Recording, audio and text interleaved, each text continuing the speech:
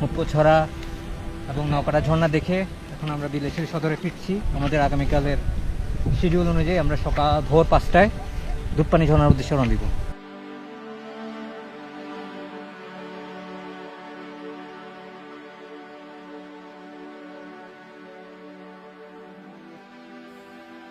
তঞ্চঙ্গা ভাষায় ধূপপানি অর্থ সাদা পানির ঝর্ণা। রাঙ্গামাটি জেলার বিলাইছড়ি উপজেলার ফারুয়া ইউনিয়নের ওরাছড়ি নামক স্থানে ধূপপানি ঝর্ণাটি অবস্থিত। যাত্রা শুরু করলাম গন্তব্য ধূপপানি ঝর্ণা। প্রায় 2 ঘন্টায় পৌঁছে যাব নির্দিষ্ট ঘাটে, আর যেতে যেতে লেকের অপরূপ প্রকৃতি উপভোগ করব। আগেই বলে রাখি, এই ভ্রমণ সংক্রান্ত সকল খরচের তথ্য ভিডিও ডেসক্রিপশনে দেয়া থাকবে।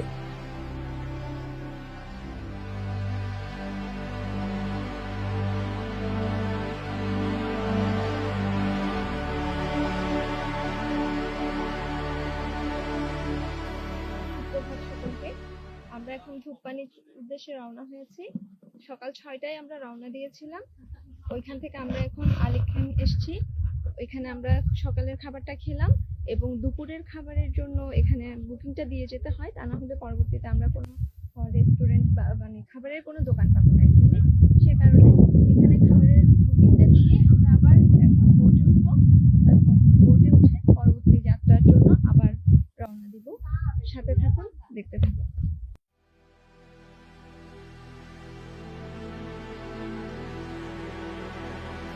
মাঝপথে আলিখান আর্মি ক্যাম্পে আবারও আমরা একটি যাত্রা বিরতি করব। সুপ্রিয় দর্শক, সুপ্রভাত সবাইকে। আমরা এখন ধূপপানির উদ্দেশ্যে রওনা দিয়েছি বিলাইছড়ি থেকে। আমরা সকাল 6টায় রওনা দিয়েছিলাম।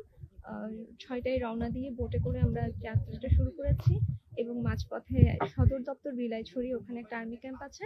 ওইখানে আপনাদের এনআইডি কার্ড দিয়ে এন্ট্রি করতে হবে। প্রত্যেকের এনআইডি কার্ড, ইমার্জেন্সি কন্ট্যাক্ট নাম এবং এনআইডি নাম্বার, এগুলি সব দিয়ে, নাম, নিজের মোবাইল নাম্বার, এগুলি দিয়ে আপনাকে ওইখানে একবার এন্ট্রি করতে হবে। দেন ওইখান থেকে আপনি আবার বোটে করে যখন আসবেন, আসার পথে করবে আপনার আলিখিয়াং আর্মি ক্যাম্প। এখানে আরেকবার আপনাকে আপনার নামটা এন্ট্রি করে প্রয়োজনীয় কাগজপত্র, এনআইডি কার্ড এবং বাকি সবকিছু জমা দিতে হবে। জমা দেওয়ার পর এরপর আমরা আবার যাত্রা করব আমাদের ধূপপানি ঝর্ণার উদ্দেশ্যে, সরাসরি চলে যাব। এবং আমরা 6টায় রওনা দিয়েছিলাম বিলাইছড়ি থেকে। আমাদের আলিখান ক্যাম্পে আসতে সময় লেগেছে 2 ঘন্টা। এখন 8টা বাজে। তো যদি সকাল থেকে রওনা দেন, সুবিধাটা হচ্ছে আপনি পুরো জার্নিটা ভালো করে কভার করতে পারবেন এবং আপনার যে ফেরার একটা ব্যাপার থাকে, যারা শহর থেকে আসে তাহলে তারাও দ্রুত ফিরতেও পারবে। তো সাথে থাকুন, দেখতে থাকুন, আমরা আছি আরো কিছুক্ষণ।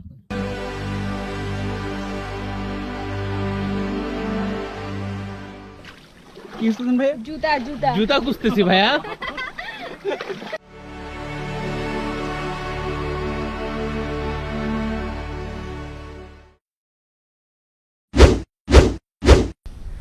দাদা কি মাছ ধরেছেন? না দাদা, জুতা হারিয়ে গেছিল, দুটো পেয়েছেন? পেয়েছি দাদা, অনেক কষ্ট হয়েছে।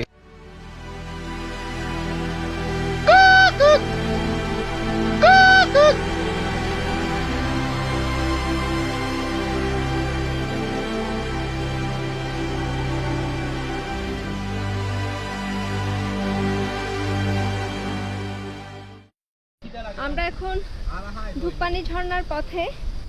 এখানে একটা ছোটখাটো পাহাড় আছে, যেটা 8 ঘন্টা আপনাদেরকে ট্রেক করতে হবে। এই পাহাড়টা যাওয়ার পথে 2টো পাক পাবেন উঠতে উঠতে পাহাড়টাতে।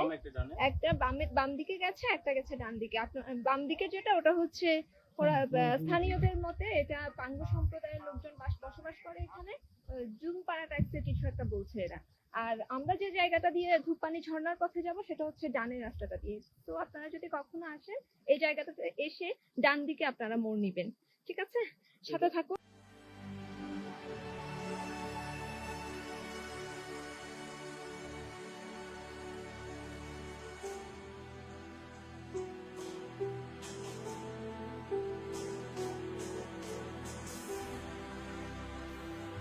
এক বৌদ্ধ সন্ন্যাসী গভীর অরণ্যে ধূপপানি ঝর্ণার নিচে ধ্যান শুরু করেন। পরে স্থানীয় লোকজন জেনে ওই বৌদ্ধ সন্ন্যাসীকে দিনের নির্দিষ্ট কিছু সময় বা উপলক্ষে সেবা করতে গেলে এই ঝর্ণাটি জনসম্মুখে পরিচিতি লাভ করে।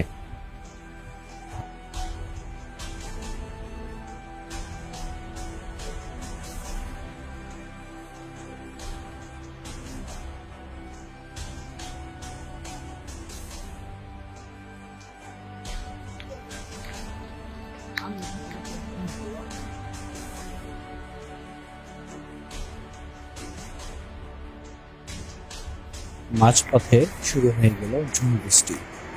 পাহাড়িতে পাড়া আর মাচাং ঘর দেখতে তখন আরো চমৎকার লাগছিল।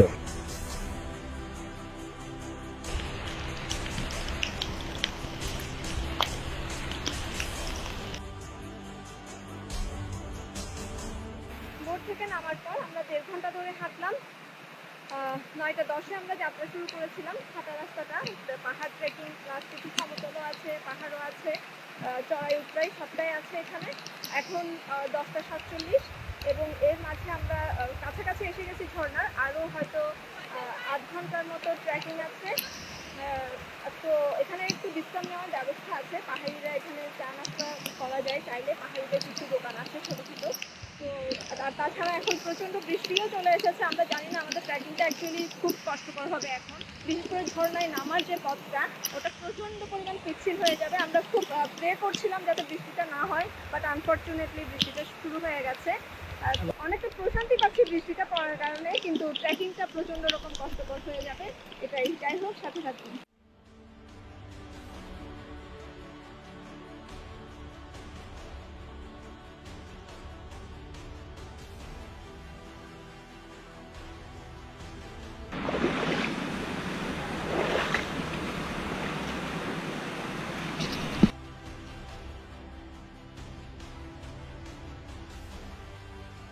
প্রায় 150 ফুট উপর থেকে পাথরের দেয়াল বেয়ে প্রচণ্ড বেগে ধেয়ে আসছে সাদা ঝর্ণার পানি।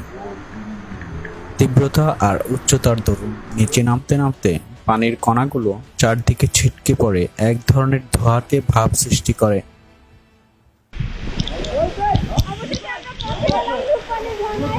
অনেক প্রতীক্ষার ধূপপানি ঝর্ণা দেখতে পাচ্ছি। প্রচন্ড পরিমাণে flow হচ্ছে। বিশাল একটা ঝর্ণা। তো যারা প্রকৃতি প্রেমী তারা অবশ্যই এই ঝর্ণাটা ঘুরতে আসতে পারে। আর পরিবেশটা অবশ্যই সুন্দর লাগবে। সবচাইতে যে বিষয়টা আমরা আসার সময় ফেস করেছি, এখানে পথে পথে বিভিন্ন ধরনের বিভিন্ন ড্রিঙ্কস এইসব ছিল এবং অনেকে খাওয়া দাওয়া করে ওই উচ্ছিষ্টগুলো এখানে ফেলে গেছে। এই কাজটা প্লিজ করবেন না। এটা সবসময়ই বলা হয়, কিন্তু আমরা তারপরও যখনই যেখানে যাই দেখতে পাই এই সেম সিচুয়েশন। আমরা পরিবেশকে নষ্ট করছি। প্রকৃতির যত্ন নিয়ে ভালো থাকুন।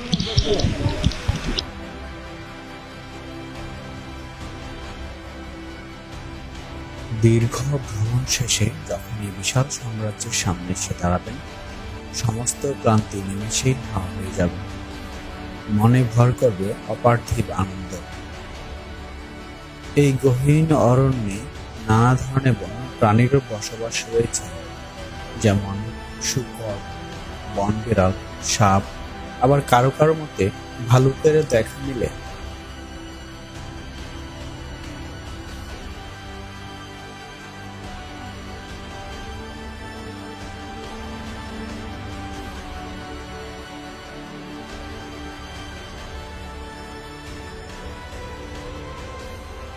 এই সেই গুহা যেখানে বসে ধ্যানমগ্ন হয়ে একটি ছবি না তুললেই নয়।